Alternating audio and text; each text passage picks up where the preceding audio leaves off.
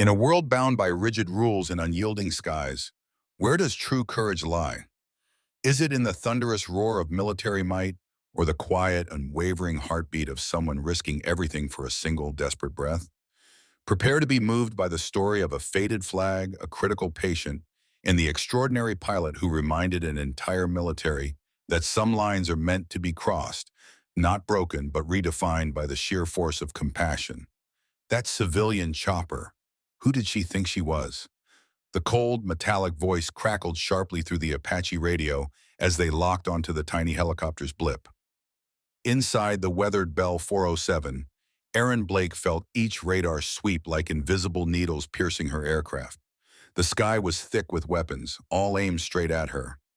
Yet when the attackers closed in and caught sight of the faded flag fluttering beneath her tail, every gun barrel hesitated, frozen in place. Who was this woman? And how could a single worn flag stop an entire strike team dead in their tracks? Captain Erin Blake, 39, was no ordinary pilot. Once a rescue pilot with the legendary Freedom Wings, a unit famous for daring missions in conflict zones others deemed unreachable, she now ran Sky Angel, a private emergency medical helicopter service she'd built from her life savings. Her Bell 407 was old but lovingly maintained, like a family heirloom. The faded flag on her tail wasn't just decoration. It carried hand-sewn patches, not repairs, but memories, each one covering a bullet hole or shrapnel tear from missions officially wiped from records. Today, in the back of her chopper, a young girl fought for breath, cradled in her mother's arms. This flight was their only hope. Erin had picked the fastest route, cutting through the fringe of restricted military airspace, unaware of the danger it invited. The moment her aircraft appeared on radar, ground defense systems woke to life automatically. No one cared why she was there. They only saw a red dot, an unidentified threat breaching forbidden territory. Unidentified aircraft, you are violating restricted airspace. Alter course immediately. Erin's voice came steady through the mic.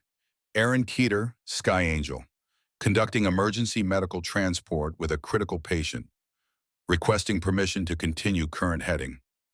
Negative, Sky Angel, no medical exemptions for this airspace.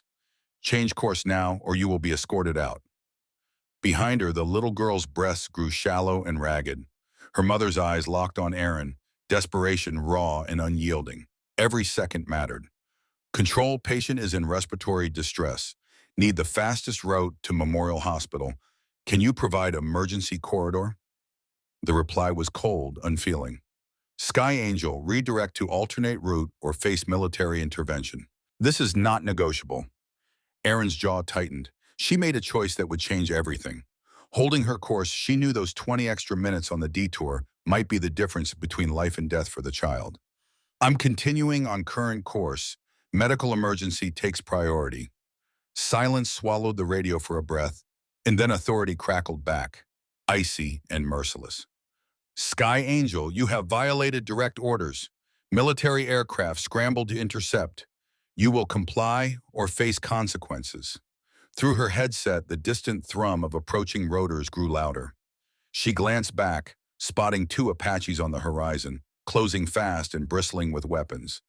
Her old Bell wasn't a match in speed or maneuverability. She was a civilian pilot flying a relic against war machines built to annihilate threats.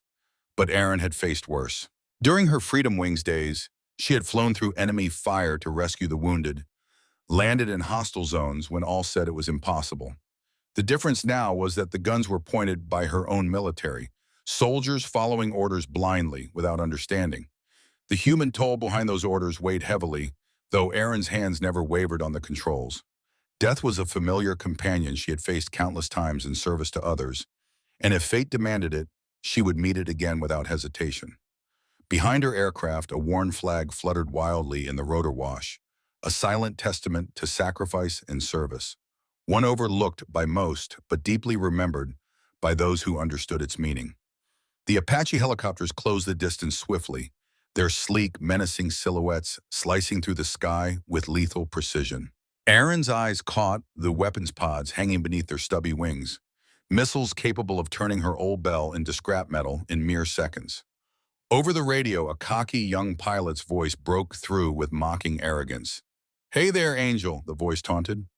Looks like your tin can got lost on the way out of the toy store. Turn around now or we'll escort you down. Unpleasantly so. Erin tightened her grip on the cyclic, refusing to rise to the bait. She wasn't angry. Exhaustion gnawed at her instead.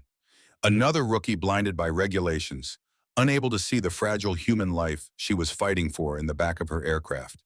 Her voice remained steady and professional. Apache led, "This is Sky Angel. I'm conducting an emergency medical transport with a critical patient. Request permission to continue." Laughter crackled back, dismissive and cruel. "Oh, the classic excuse," the pilot sneered. "Listen up. This is our airspace. Orders are orders. You have 5 seconds to change course, or things get ugly." In the cabin behind her, the little girl's mother stared at Erin through tear-filled eyes heavy with terror and desperate hope. The child's breathing had worsened, each ragged inhale a struggle far too urgent to wait for bureaucratic red tape. "Please," the mother mouthed silently, drowned out by the roar of the rotors. "Please don't let my baby die." Erin caught the woman's gaze in the mirror and offered a subtle nod. She'd made impossible calls in even darker moments. She would not abandon this mission now. Apache led, "I understand your position, but I will not divert. This child needs immediate medical attention." "Wrong answer, sweetheart," came the harsh reply. "You just made this a whole lot harder." The lead Apache slipped directly into Erin's flight path, its chin-mounted gun swiveling with chilling intent. The message was clear: comply or face consequences. Her heart beat faster, but her hands stayed steady. During her days with Freedom Wings, she had flown through far worse: enemy fire, surface-to-air missiles, hostile zones where landing meant capture or death. But those were different enemies, real enemies. These were American pilots, bound by orders they sincerely believed were justified. Then the second Apache pilot, younger and more aggressive, chose to escalate. "Control, request permission to fire warning shots," he transmitted on a frequency he assumed Erin couldn't hear. "Negative, Apache 2. Maintain intercept position only," came the strict reply. The younger pilot's frustration was evident as he banked hard right, maneuvering behind Erin's helicopter in a textbook aggressive intercept, designed to intimidate and flaunt overwhelming firepower. As he swept past her tail, lining up for another intimidation pass, something caught his eye: the faded flag fluttering from her aircraft. It wasn't just any old military banner. Despite its wear and tears, there was something unmistakable about it that drew him in. Using his aircraft's high-powered targeting optics, built to identify threats from miles away, he zoomed in on the flag for a better look. What he saw next chilled him to the core. The flag wasn't just faded from age. In its upper right corner, there was a dark brown stain, a stain Erin recognized instantly. It was blood, old blood that had seeped deep into the fabric, never fully washing away. That particular stain, that unmistakable pattern, was etched into his memory from a ceremony he had attended 3 years earlier. This flag had draped the coffin of Staff Sergeant Mike Torres, a man who sacrificed his life saving Apache 2's older brother during a harrowing rescue mission in 2013. It was the same flag presented to the Freedom Wings unit following one of the most heroic rescue operations in modern military history. Apache 2's face drained of color beneath his helmet. His hands trembled uncontrollably as the weight of recognition crashed over him like a tidal wave. "Control!" His voice cracked through the radio, thick with disbelief and shock. "Abort! Abort intercept. Repeat. Abort all aggressive maneuvers." "Apache 2, explain your status." Ground control responded, confusion coloring their tone. "That's... Jesus Christ, that's Freedom Wings," he whispered, his voice barely rising above the static. The admission hung heavy and loud, shattering the tension in the air like thunder. Every pilot tuned in knew that call sign. Every soldier who had ever served in combat zones had heard the legends of Freedom Wings, the unit that flew headfirst into hell to bring their own home, the pilots who never left a man behind, regardless of the danger or cost. The lead Apache pilot immediately eased off, pulling back to create distance between his aircraft and Erin's helicopter. The once aggressive posture vanished, replaced by a near-reverent calm. "Sky Angel," came a new voice over the radio, soft and respectful. "Please continue on your current heading. We'll provide escort." In that instant, the arrogant assumptions shattered beneath the weight of an undeniable truth. A faded flag spoke louder than any order, reminding everyone in the sky that some symbols bear a power no rank or command can ever diminish. The radio silence that followed Apache 2's recognition lasted only seconds, but to those listening, it felt like an eternity. In that brief stillness, the entire atmosphere transformed, from hostility to a reverent respect. Ground control, monitoring every word, instantly began pulling up classified files that most personnel would never have clearance to see. Apache-led, Apache 2, what is your status? Came the urgent command from the center. Control, we have positive identification of Freedom Wings insignia, the lead pilot replied, his voice now heavy with understanding. Confirm that transmission. Apache-led, Freedom Wings confirmed. The aircraft is displaying authentic unit colors. The command center erupted into quiet but intense activity. Officers who had been treating the situation as a routine airspace violation suddenly accessed files stamped with Pentagon-level classifications. Colonel Sarah Martinez, the base commander, was notified immediately. She remembered well having been a young lieutenant when Freedom Wings executed Operation Guardian Angel in 2013, the mission that had saved an entire Special Forces team trapped behind enemy lines. Get me everything we have on the pilot of that aircraft, she ordered sharply. Patch me through to the Apaches immediately. Within minutes, Aaron Blake's service record flashed across classified screens throughout the command center. Details were sparse, hidden behind layers of secrecy due to the sensitive nature of his missions. Yet even in fragments, the record painted a picture of extraordinary valor and sacrifice. Pilots, this is Colonel Martinez, a new voice came through the radio, steady and commanding. You are escorting Captain Aaron Blake, former Freedom Wings. He has full authorization to proceed on any heading necessary for her medical mission was granted. Apache 2, still visibly shaken by the sudden recognition of the flag on the civilian helicopter, adjusted his flight path to move alongside Aaron's Bell helicopter. This was the first moment he got a clear look at the pilot through her cockpit window. She was smaller than he had imagined, her expression calm and intensely focused as she managed the flight controls and monitored the delicate condition of her patient on board. There was no anger or defiance in her posture, no trace of triumph in being identified. Instead, she was simply doing what she had always done, quietly, professionally, with unwavering dedication. Sky Angel, this is Apache 2, Lieutenant Mark Tauss's voice came over the radio, completely transformed from the arrogant tone he had carried just minutes before. Go ahead, Aaron keyed her microphone in response. Ma'am, my brother was Staff Sergeant Mike Torres, Special Forces. He was extracted by Freedom Wings back in 2013. The radio went silent, the weight of that admission hanging heavily in the air. Aaron's mind immediately revisited that mission, remembering the young soldier who had been critically wounded while covering his team's retreat under brutal fire. Your brother was a good soldier, Lieutenant, Aaron said quietly. He saved many lives that day. Lieutenant Torres's voice softened, tinged with respect and the memories he'd carried his whole life. Because of you, ma'am. Because Freedom Wings came for him when everyone else said it was impossible.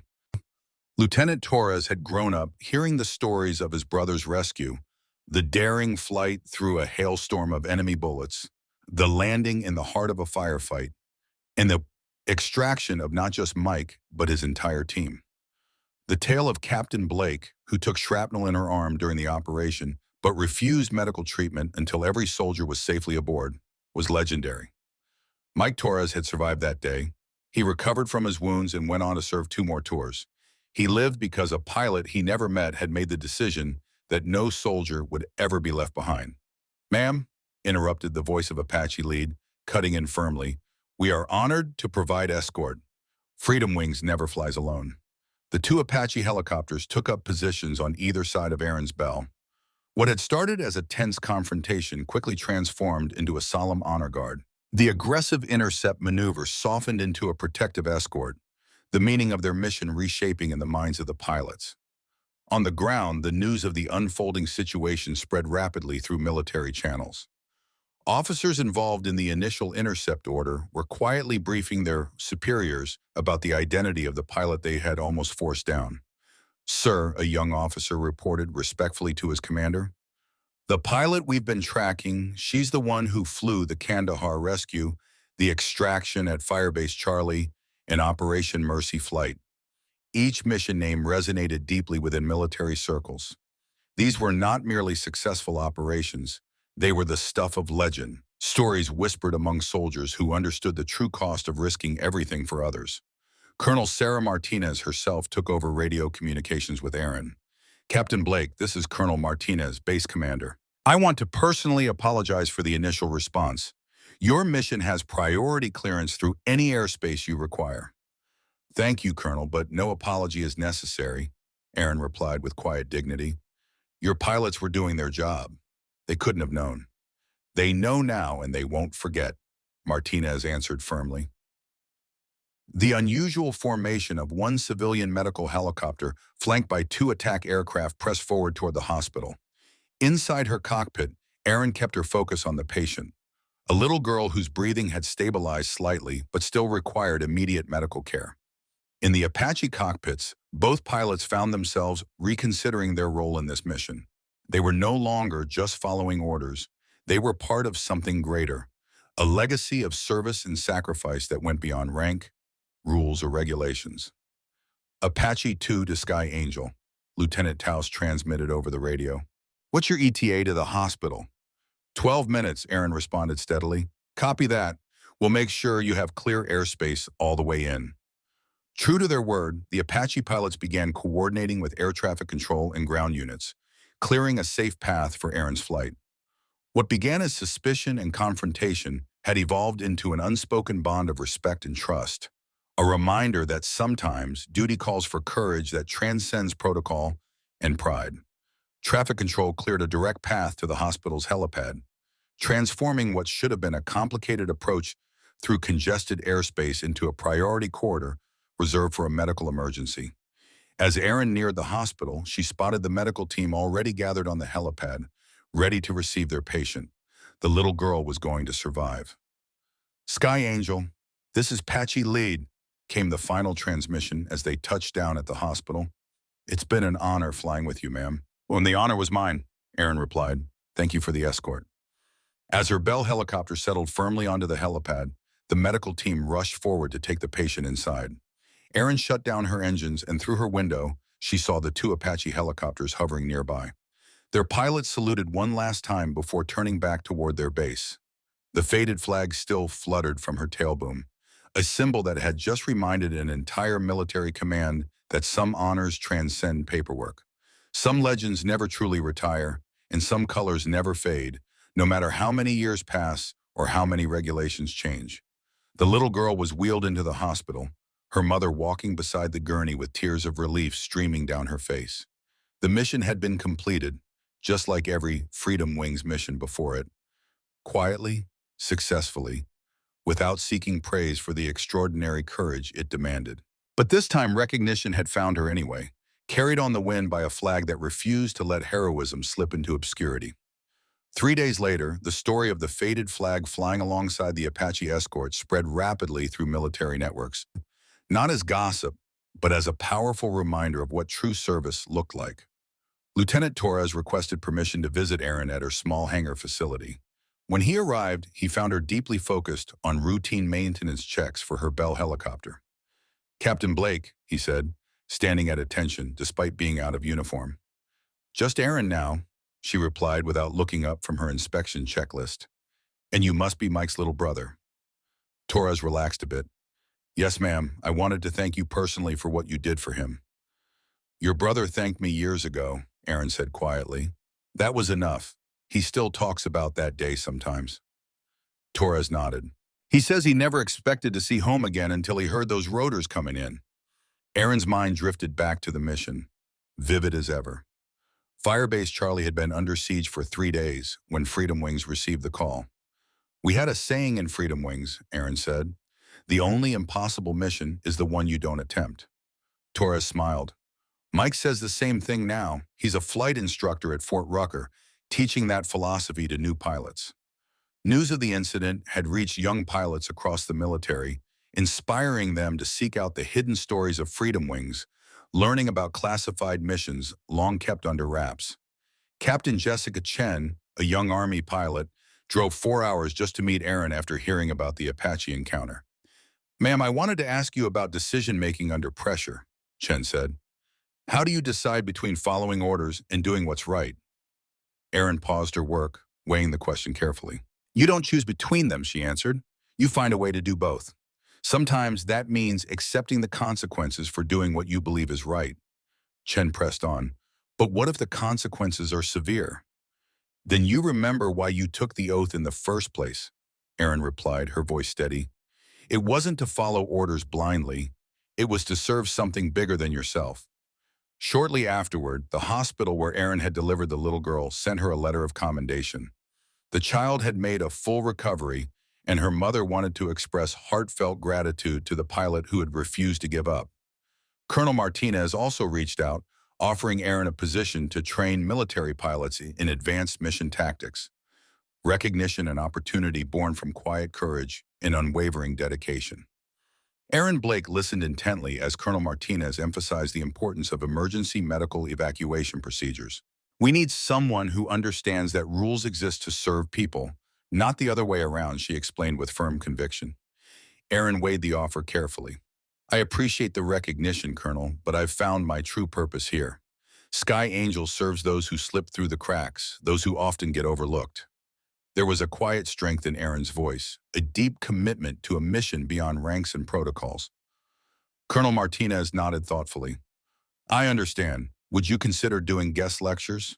Sharing your experience in that way would help a lot." "That I can do," Aaron replied, knowing that was a way to extend the impact without abandoning the work already being done.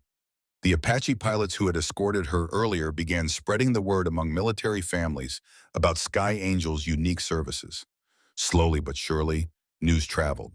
There was a pilot willing to fly into places others wouldn't dare. Aaron's hangar turned into an unofficial hub, a gathering spot for military pilots eager to grasp what real service meant beyond formal orders. She never preached or gave grand speeches. Instead, Aaron shared his stories, answered questions, and proved through her daily actions that true heroism wasn't about flashy displays or medals. It was about showing up, getting the job done, and never leaving anyone behind. The faded flag still flew from her helicopter's tail, an emblem that had once marked a disbanded unit but now stood for something far greater. To every pilot who saw it, that worn flag symbolized a philosophy that refused to retire. Those colors weren't just fabric and dye. They were woven from unyielding commitment, sacrifice, and the unshakable belief that every life was worth risking everything to save. 6 months later, Aaron received a call that would bring everything full circle. "Sky Angel, this is Colonel Martinez. We have a situation that requires your expertise," the voice crackled through her radio. "A military transport has crashed deep in mountainous terrain during a fierce storm. Standard rescue helicopters can't reach the site due to the dangerous weather conditions, but there are survivors who need immediate evacuation." "Ma'am," Martinez continued, "we're officially requesting Sky Angel's assistance. No one else can safely make that approach." Without hesitation, Aaron responded, "Send me the coordinates." As she prepared her Bell helicopter for the mission, something shifted in the radio static. Familiar voices broke through the noise. "Sky Angel, this is Apache Lead. We're honored to provide escort." Looking up, Aaron saw the approaching formation. Not just the two Apaches from 6 months ago, but an entire flight of military aircraft, a squadron answering the call. Word had spread through the pilot community, and everyone wanted to be part of this critical mission. Lieutenant Tora's voice came through clearly, steady and resolute. "Ma'am, Freedom Wings never flies alone, and today we all fly as Freedom Wings." The formation that took off that morning was unlike anything seen in peacetime. A civilian helicopter, flanked and protected by military escorts, united not by orders or regulations, but by a shared understanding of what true service meant. The rescue was nothing short of extraordinary. 3 soldiers were pulled from terrain deemed impossible by military commanders. Aaron flew with a steady hand despite conditions that pushed both her aircraft and her skills to their absolute limits. But when she finally touched down, everyone was safe. Everyone was home. As they returned through clearing skies, Aaron reflected on how much had changed. That faded flag trailing behind her helicopter no longer represented a disbanded unit. It had transformed into a symbol binding generations of pilots who understood that some things mattered more than orders. The young pilots who once mocked civilian aircraft now sought out chances to work alongside Sky Angel. They had come to realize that wisdom doesn't come from rank or equipment. It comes from experience and the willingness to risk everything for others. In a world increasingly obsessed with technology and rigid regulations, many had forgotten that the most vital qualities cannot be programmed or mandated. Courage, compassion, and an unbreakable refusal to abandon those in need. These values transcended military branches and civilian boundaries alike. Erin never needed medals or ceremonies to feel validated. She only needed to know that when a life hung in the balance, there would be people ready to fly headfirst into danger to bring them home. When her old Bell helicopter finally landed that evening, the faded flag fluttered in the rotor wash. Around her stood pilots who had learned the most important lesson of all, that some colors are not sewn from fabric. They are woven from blood and sacrifice, and they never back down. The legend of Freedom Wings lived on, not in history books or official records, but in the hearts of those who understood that true service never retires.